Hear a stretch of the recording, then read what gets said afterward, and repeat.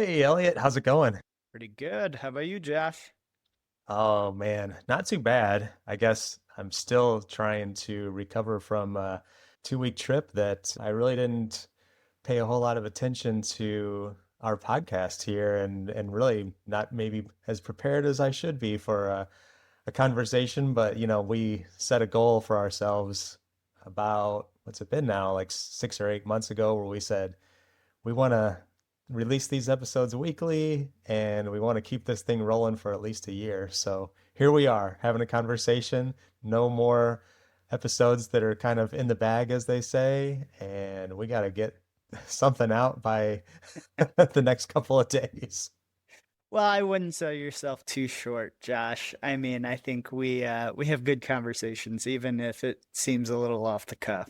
But yeah, no, looking forward to it. Yeah, so I'll give you a little bit of behind the scenes on the trip. So I went on a 2 week trip to Las Vegas. Most people would say, "Oh my God, that's that's ridiculous," because that's the response that I was getting quite frequently. The intention of the trip was to go see some concerts. So I wanted to see the band Def Leppard. I had never seen them before. Going back to my youth and like junior high, high school days, they were one of the bands that had all the hits that you were listening to in the junior high dance, that was awkward and you never could bring yourself to ask a girl to dance even though you wanted to so badly. At least that was my situation. I shouldn't be projecting that on everyone else.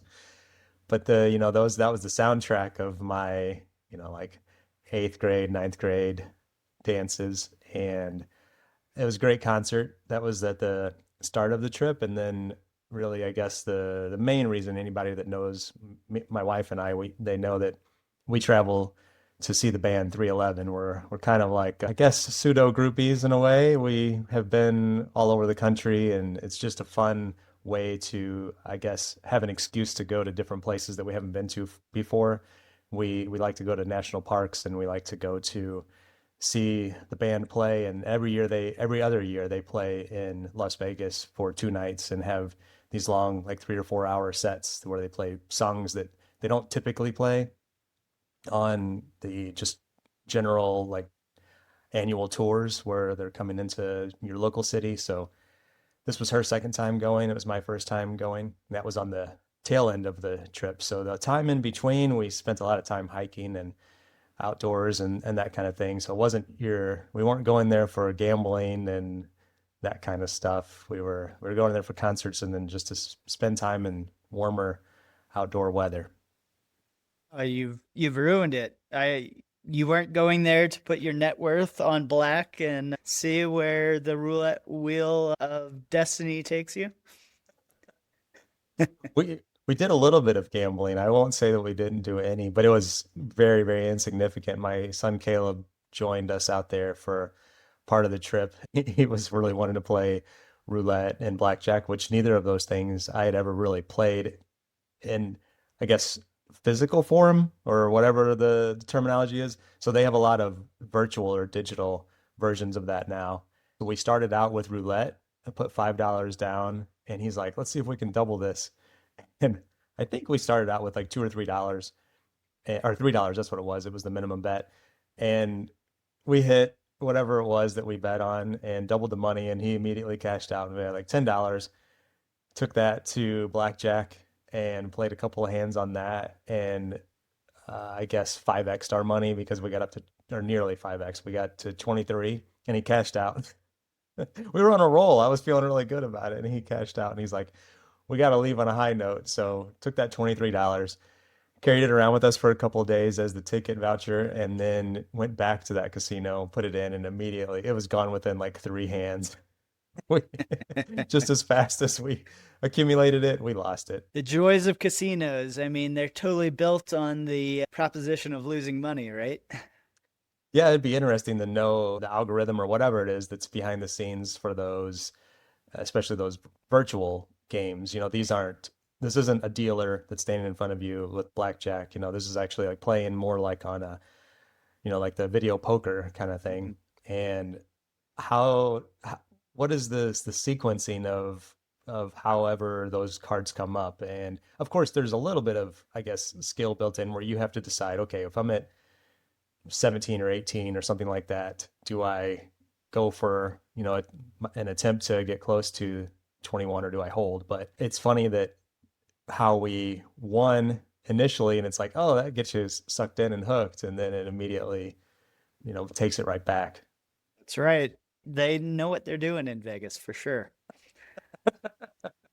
But no, that's exciting to hear that you took, a trip in, well, first let me say I have so much consolation for you in recovering from your 2 week long trip, But of course, yeah, it's exciting to go see and do things that you enjoy, going to concerts and doing hiking and really living the life that you want to live.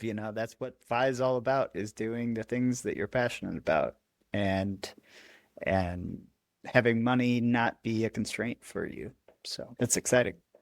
I wouldn't say that it's not a constraint. It certainly was an expensive trip. And we also went to the Sphere, saw a show there.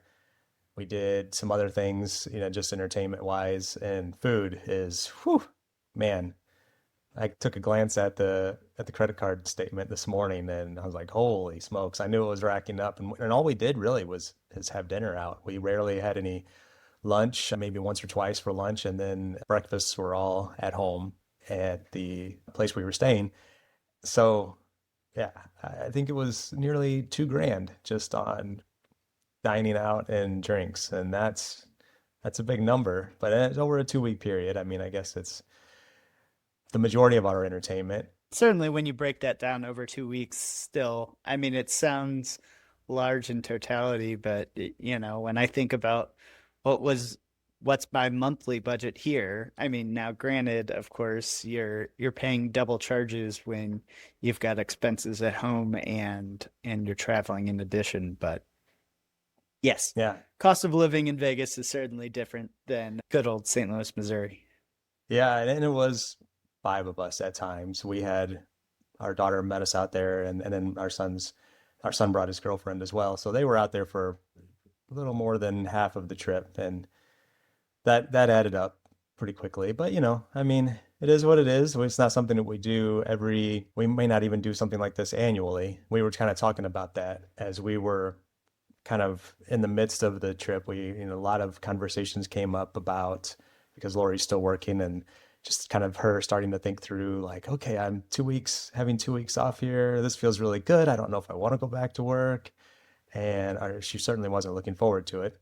And then that kind of led into some other conversations about what does the future look like? And then maybe we were talking a little bit about what types of trips would we take and how frequently would we be able to take those? Because even though we try to do our best to, I guess, do the credit card hack, get points, do all those kinds of things for airfare, hotel stays. I mean, still entertainment, you can certainly do things that are free. We went hiking a lot. We went to see some conservation areas and national park and some state parks. Most of those were very low cost, but then there was still the cost of food and just other forms of entertainment that, not everybody wants to hike every day like me. And, those kind of things were quite expensive. And so like, how often can we really realistically do that? Certainly not monthly, maybe not even annually, but those are the things that we're kind of starting to think about. So that brings up a ton of questions on my side. So I know that you've spoken about this in our previous episodes of kind of being the anti-budget person. You guys don't have a real strict budget that you follow by any means, but as someone who's seen your numbers, I would push back a little bit and say, yeah, like, I mean, you certainly have the net worth that you could accommodate these trips still and travel in your both of you being retired, both you and your wife. Now, of course, I think to your point, you need to set some constraints, right? Is you're not saying, hey, I'm going to go spend $2,000 every single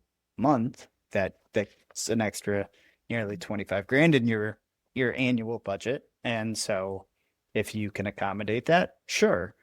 But if that's not what your life looks like, then you got to realize, how much am I willing to increase? And to the same point, I think, like Vicki Robin puts this in her book, Your Money, Your Life, very well, is that there are also expenses that come up just from working day in, day out. Now, I know Lori works much closer to your guys' home, so commuting expenses probably not so high.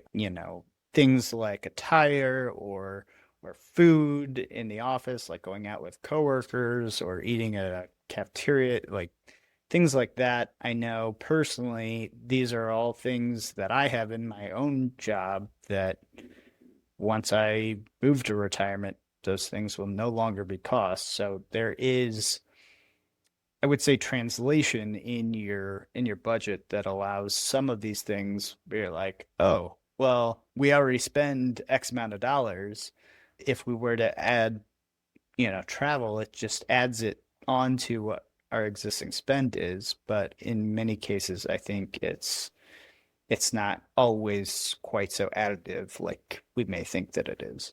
Yeah, I'd say there's certainly an offset that would occur, but I don't know how to quantify that quite yet. We're just starting to look at our expenses on a monthly basis. We really just started that in January. We're here in middle of March, and I just looked at February. And yeah, you're right. I mean, there are some of those costs. One of them is that you didn't mention is there's always the office like birthday party or baby shower type thing or whatever that is still an expense. I don't know really to what extent that has been, but it certainly is something that I'm more aware of now that I'm keeping a closer eye on that, not necessarily looking at it. And we had this discussion quite a bit over the last couple of months is like, I want to make sure that we're looking at what it is that we're spending so that we have a better idea on it, not only from an audit standpoint, because let's get rid of those money leaks that we talked about a couple episodes ago. And the other one is just to really have a much better idea of what our life actually costs, because we have been maybe a little more loose. And then when you start to look at it, you're like, oh, well, if I was really projecting that we spend $60,000 a year, and I was just taking a rough guess at that, well, the first 2 months here alone, we've already spent $13,000 total. Extrapolate that over the course of the year, and we're going to be quite a bit, off that number, quite a bit higher than that number, and somewhere in the 80 to 90,000 range, which I would have been surprised. I still am, I guess, a little bit surprised that it was, that's the quantity that we're at. So we got to kind of like then start to think through it a little bit differently where, okay, what if I was thinking that if let's say my net worth was in the 1.5 range and I could pull out 60 from that with no problem. Well, now it's like, oh, okay, well, I'm maybe a little bit closer to the high end of the 4% rule than I thought that I was, and maybe just even a slightly above that. So there's like some things that we're starting to think through as well too. And then it becomes maybe a little bit more of an exercise to make sure that we are living within some sort of guardrails or boundaries, and we're not, just spending without really paying too much attention to it, because that could potentially catch up to us. And, then we enter into the dreaded sequence of return risks situation. Yeah, I mean, and obviously, we've talked about this a number of times, especially recently in our episodes, is now the fact that I'm getting much closer to retirement. I think you and I are having a lot of the same discussions is, do the numbers actually check out? Do they actually make the 4% rule? is the fact that, I think it becomes very real for people, myself included, to say, okay, if I take these expenses and multiply them by 25, do I actually have that number in liquid net worth? For me, that is the measure of, yeah, hey, we're good or we're not good. Of course, I know you and I talked about this for probably 2 seconds before we hit record, but obviously the economy is doing its own cartwheels right now in the joy of going to war and how that impacts just overall stock prices and world events. So yeah, it's easy for, I think, anybody to kind of, want to be cautious and conservative about saying, okay, well, yeah, maybe I have the 4% right now, but we're in war, so the stock market just took a whatever percent drop. What's to prevent it from doing the same thing? And maybe it's going to be a closer to true bear market and have a true correction in the market. But at the same time, that's always the fear that people are saying, right? Is it's not a matter of if, but when these things are going to happen, and how are you going to react when those events eventually occur? Is, of course, sequence of returns risk is going to be more impactful at the beginning of your drawdown scenario.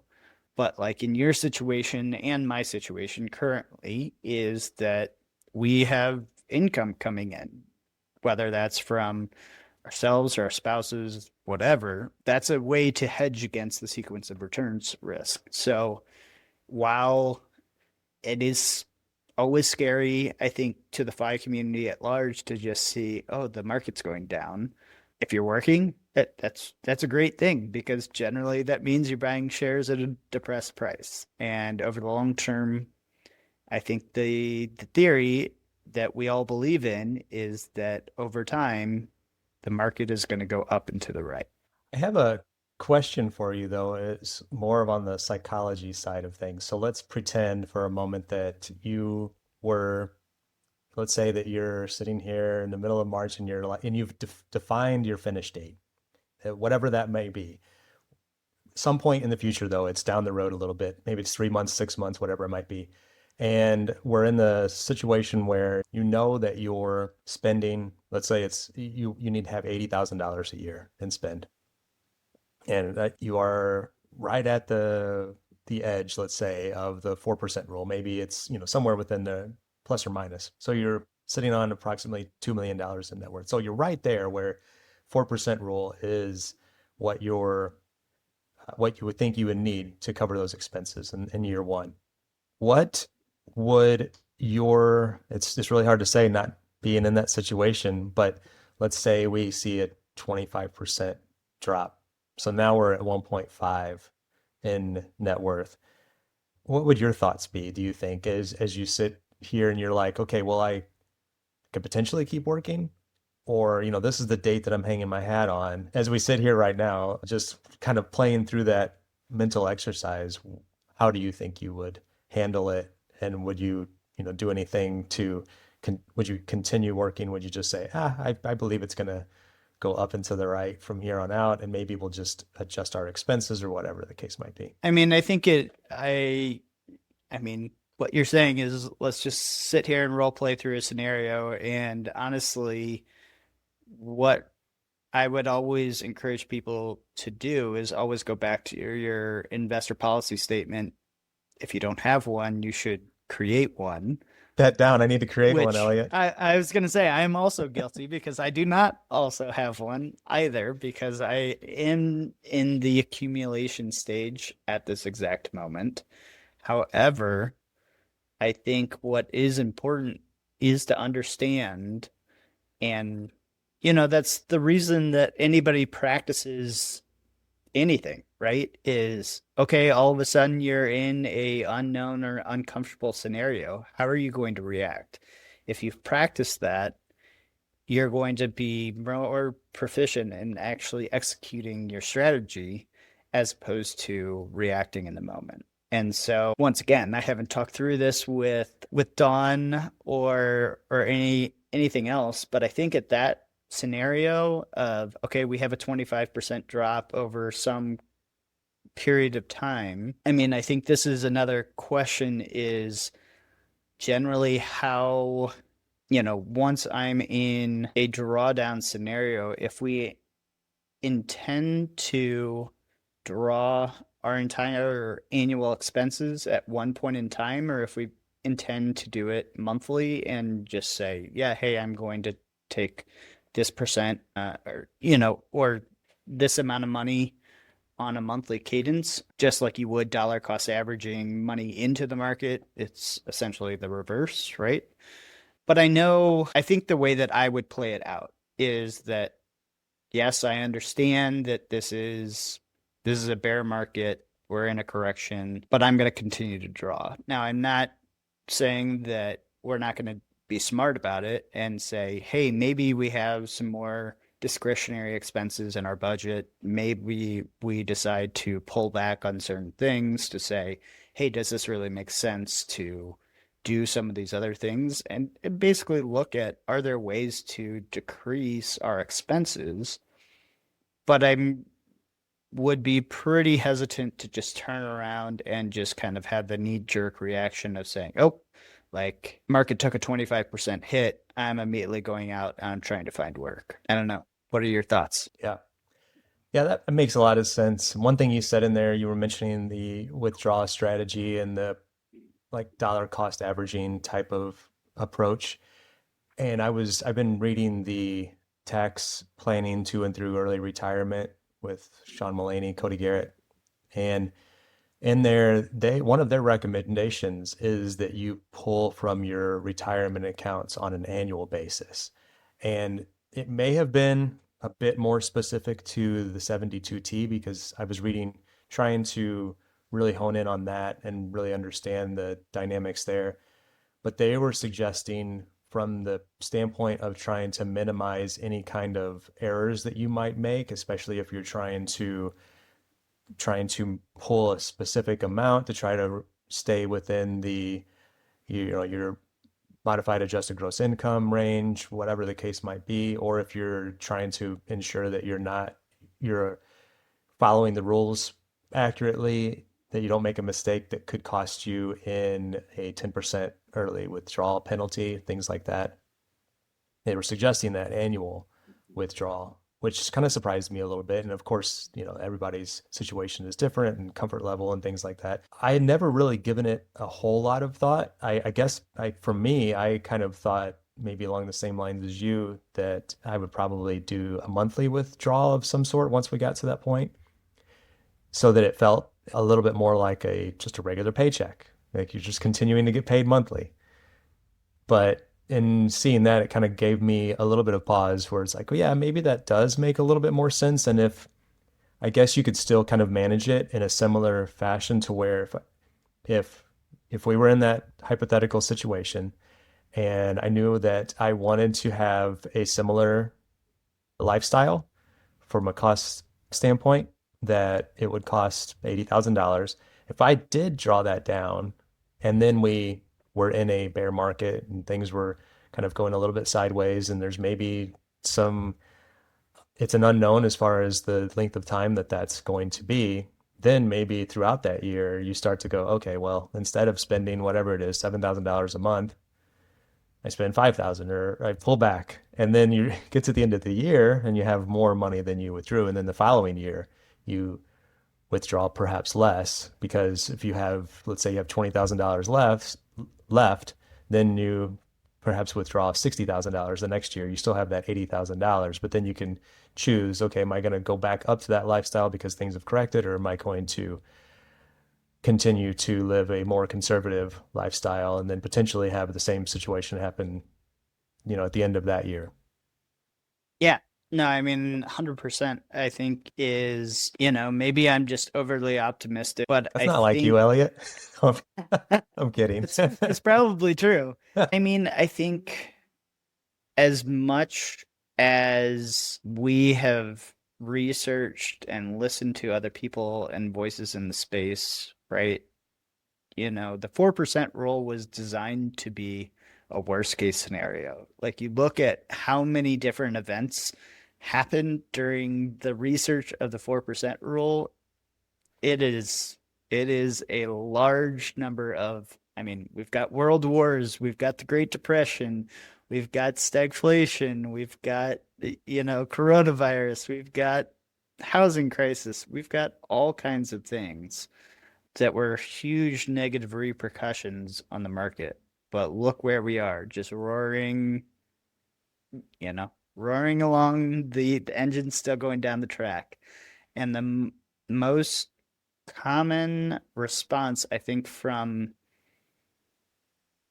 people who have been doing this for a longer period of time has been, I wish I had done this sooner, is ultimately, and maybe that was some of them saying, yeah, I did one more year syndrome or whatever else, like trying to provide a cautionary tale to all of us to say, hey, like I did the more cautious approach, and I'm trying to steer you away from those, you know, rocks, so to speak. But I mean, I know that every one of us wants to be cautious, and we think that the biggest risk is us running out of money. But I know this is a drum that Jordan Grummett beats pretty hard, is the thing that we're all going to run out of eventually is time. And that is much more likely to happen than running out of money for people in this community. So I would operate from that point of view, that strength, knowing that you can always adjust.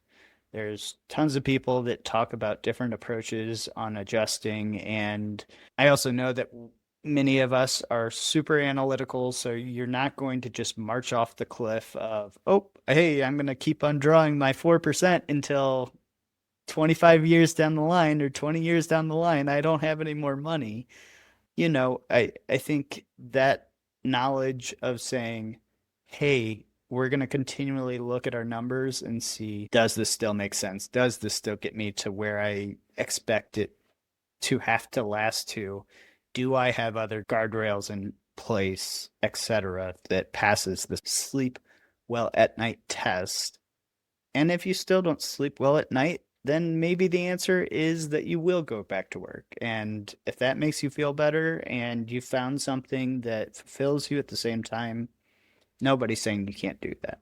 Yeah, one of the things that Lori and I were talking about on our trip, so I guess a couple of things to give some context is that a few weeks ago during one of our conversations, I mentioned that she was really pursuing the idea of working part-time, which was just going to cut down. She currently works 4 days a week. She was going to cut down to 3. And there was still some questions that she had for her employer about what that looks like from a standpoint of benefits. And something that she found out and learned was that they were no longer going to be, if she dropped down to part-time, she would not earn paid time off. She would still have her health insurance. She would still have her 401k match. So, I mean, those are good things, but no paid holidays, no paid time off, vacation days, anything like that.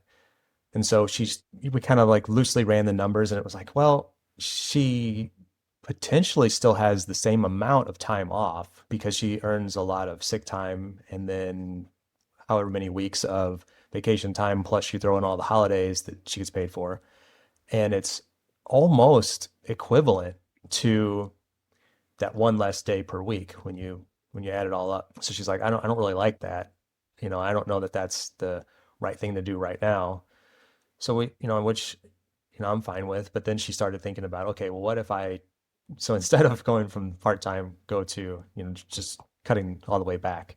And we were kind of talking through that. And one of the questions she asked me is like, what do we need to look at? What do we need to think about if I were to end employment at the end of, let's say, the end of this year? The number one concern for us, as most people in the US, is healthcare insurance. And so I started something I haven't had to look at too much, and started digging into that over the last few days and learned that, and I'm probably not going to speak to this as as clearly as other people would, but when it comes to the changes that were made at the end of 2025 with the removal or reduction in any kind of gradual decrease in the Affordable Care Act and the premiums and the subsidies that you would be eligible for, that went away with whatever was in place with that came along after COVID. So there's essentially a cliff now that as long as you qualify for under 4 times the poverty level, and which equates to about 84,000 and some odd number of dollars, you get full subsidies. If your modified adjusted gross income is above that, you don't get any subsidies. So I started playing around with that a little bit just to kind of get a sense of what would our healthcare cost us. And here in Missouri, and based on the coverage for the two of us, we were looking at bronze plans somewhere in the range of $1,000 a month with no subsidies. And then it would be about $350 to $400 if we did get the full subsidies, which that's not bad. I mean, I think Lori we pay about that much in health insurance now through her employer. So that's one aspect of it. And then the other thing though is then trying to wrap my head around, okay, how do I stay within that modified adjusted gross income? There's a couple things that I'm still trying to navigate through and understand because the majority of our money is in our 401ks. So it's in the tax deferred accounts. We do have some in a taxable account and a brokerage account, but it's probably only enough to maybe cover us for 2 years. We have a little bit of cash. Don't necessarily want to pull from that first because we look at that as the potential for a big expense or emergencies and things like that. And that wouldn't even be a year's worth at this point. And then the other thing is our rental income. So when you put all of those kind of like three things in the mix, we have to figure out if we want to stay somewhere. And our lifestyle shouldn't cost us more than like $80,000 a year. I say that kind of with uncertainty in my voice and in my tone, because as I'm starting to look at what the last few months have cost us, it's like, we might have a little bit more fun than that. And so I started trying to play around with that and understand like how realistic is it that we can stay within that, given that we have the rental income, and what does that actually look like? And I don't know the answer to that yet. So it's still something that I need to continue to work through, because when I look back at our taxes for 24 that we did last year in 25, our adjusted gross income was over $200,000. So, but that was with me working. So that's a big difference that we're going to have there for this year. So it'll be interesting when we do our taxes. We haven't done our taxes yet for 2025, and to see what that number turns out to be. But those are the levers that we're going to have to figure out how to pull, or we make the decision that, hey, our spending is going to exceed that, our income is going to exceed that, so we're going to lose those subsidies.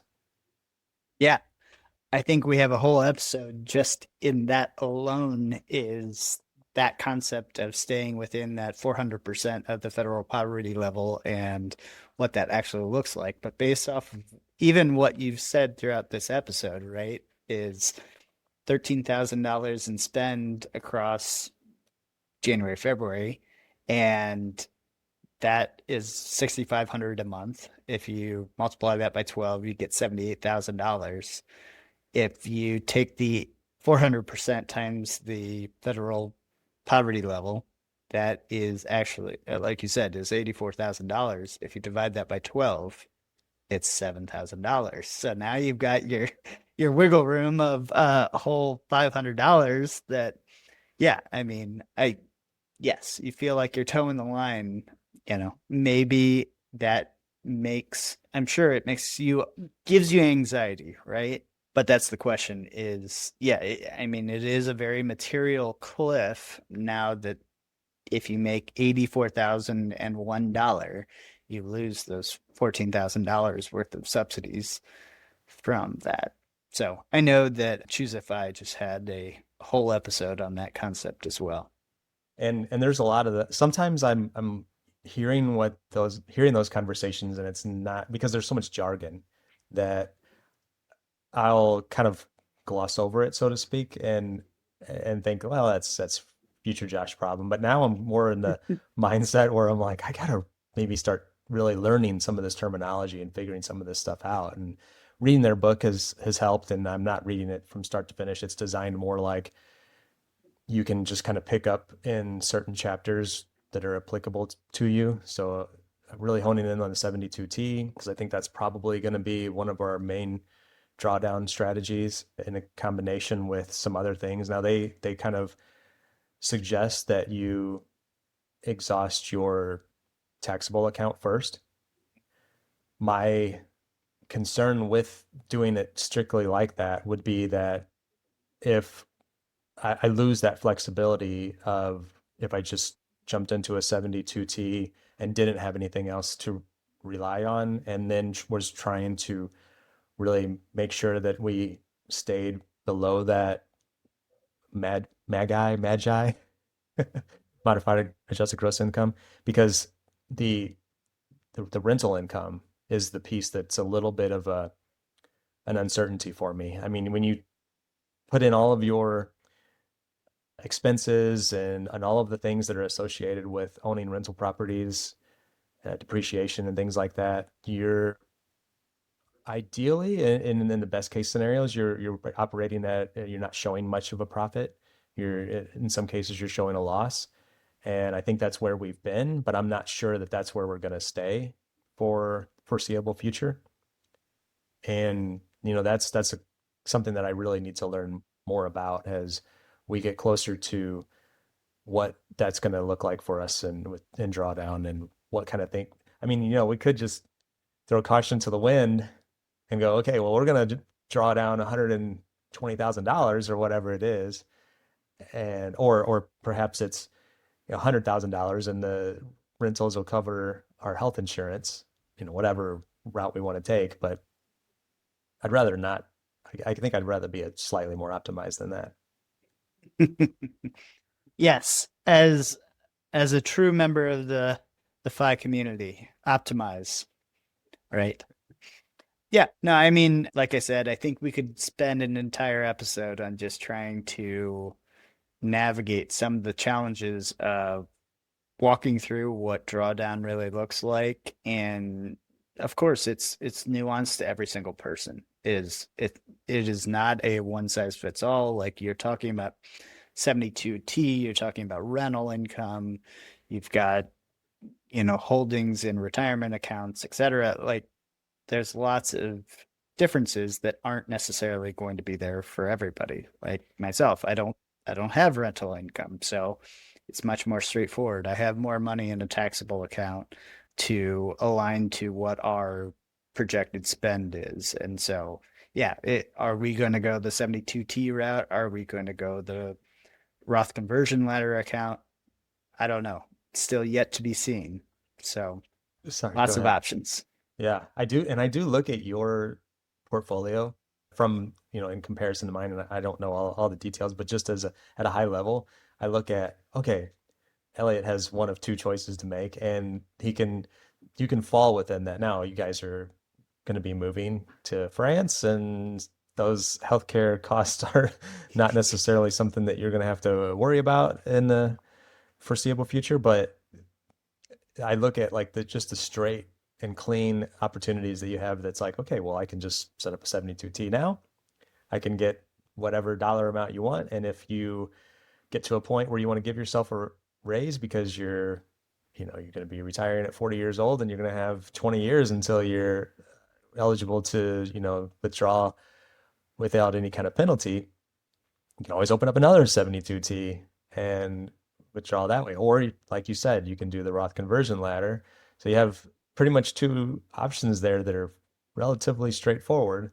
And I've made my situation maybe a bit more complex than at this point in my life I would like it to be. Sure. Complexity, but you have options, right? True. So, I mean, of course, you too can make this simple, Josh. You can sell all your real estate and drop it right into the market, to my mind several times. And that's something else that I would like to learn more about is how that would affect from a capital gains standpoint and that sort of thing, what that would look like and what the types of strategies to explore and at least just have that in my back pocket. Not to say that if I made that choice and it looked great and I'm going to go ahead and do that, but I would like to just know, like if I did this, if I sold one per year or two per year or whatever, this is the hit that I would have to take. Right. Yep. Lots of options. Well, is there anything else that you wanted to talk about during this one, or should we go ahead and wrap? Well, we can either wrap or I'm curious if there's anything new with you. Has there been any kind of progress towards the move that's probably going to be about what, 4 months, 5, 6 months away, something like that? 5 months away? You're optimistic.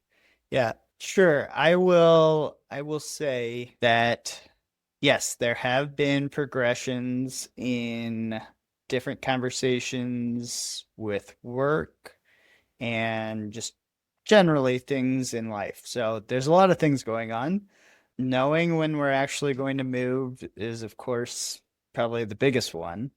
That is partly born out of we have to be there by September 1st for the kids to, that's when the kids will start school. My parents have their 50th wedding anniversary coming up in August, so I'd like to be around for that. Aside from that, we're pretty much wide open. Our kids will end school here in May.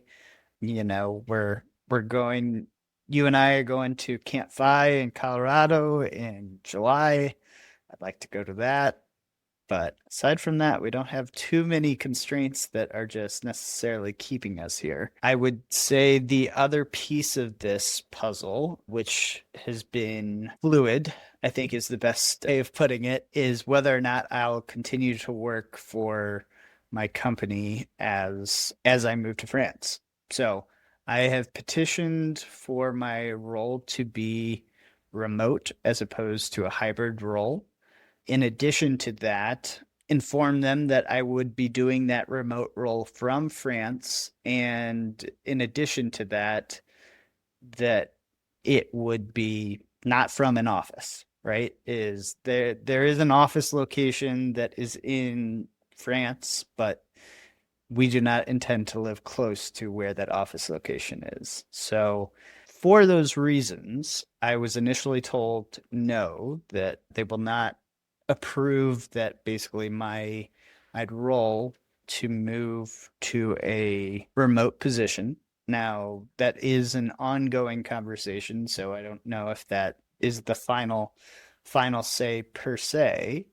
So the other option that has been raised to me is to essentially apply to roles within our Europe office. So that my boss's boss, etc., would give me glowing reviews to say, yeah, hey, Elliot's a great worker. You would be lucky to have him, kind of thing. The only other piece of this that, of course, is the big thing has been our house. So we've been having discussions on whether we will sell or hold our house and for what period of time. So much like you, do I want to become a landlord with being an ocean away, or would I prefer to just sell, put the profits into the market and let the market do its thing? Yeah. It's funny. I'm thinking through, just what we've talked about today and wondering if so options are great, but sometimes it can create some analysis paralysis.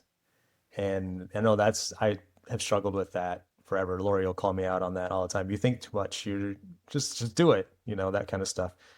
And, I'm curious, is that something that you would say about yourself as well? Or is it more so that you're with regard to just the house? Is it something that if it were up to you, would you just see a house, or is it more like just trying to make sure that it's something that you both agree on?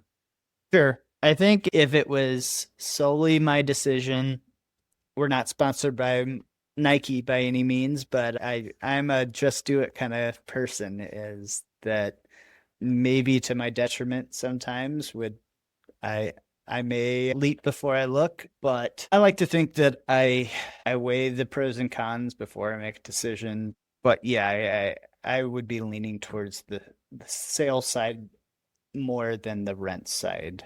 Now, that's really complicated because we really like our neighbors, we really like our neighborhood, we like our location, our proximity to our family and friends.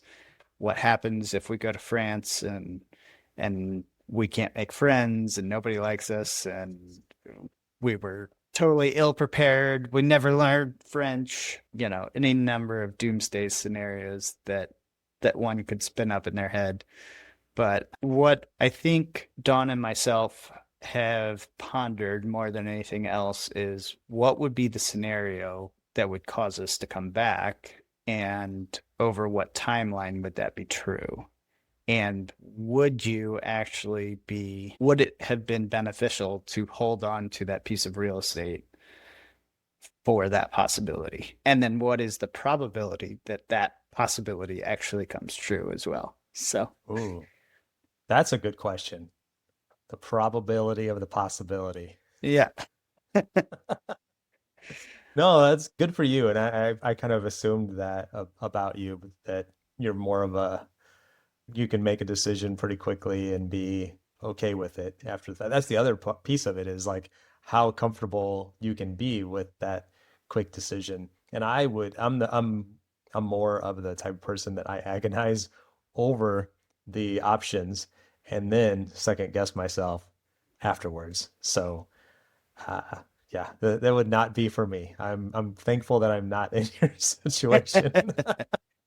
I certainly agonize over the decisions, but I think once I come to a conclusion, I try and be pretty swift in my action. Is that I may deliberate for quite a while internally, or if you're in my quote unquote inner circle, you probably hear about all the my trials and tribulations. But yeah, eventually there comes a point where I'm like, all right, it's time to make a decision. Let's go. Just do it. Yes, just do it. All right, sir. Yep.